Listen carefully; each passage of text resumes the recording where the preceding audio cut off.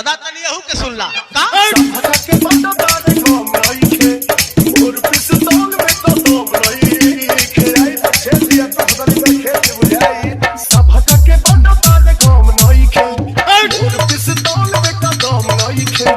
लहरे छुई बात पीछे पीछे आई बहुत हरा के चुनो न दे अक्षरे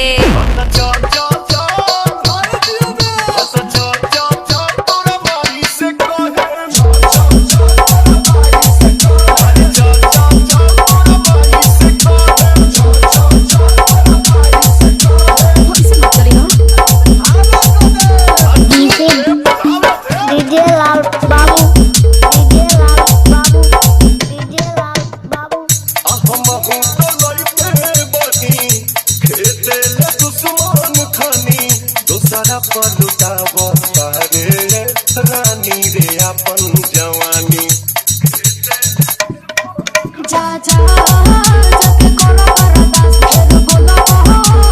होई जाई बस मन संग कहि मोया मामला कहि बापी तही मुझे चला कदे अक्षरे चल चल चल अरे चल चल चल तोरा भाई से कहे चल चल चल तोरा भाई से कहे चल चल चल तोरा भाई से कहे चल चल चल तोरा भाई से कहे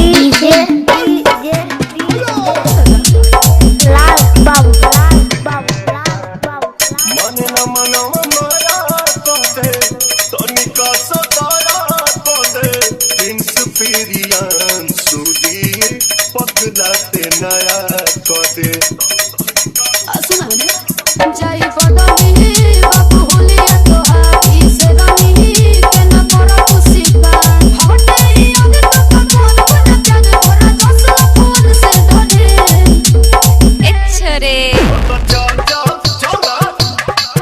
अरे चल चल चल तोरा भाई से कहे चल चल चल तोरा भाई से कहे चल चल चल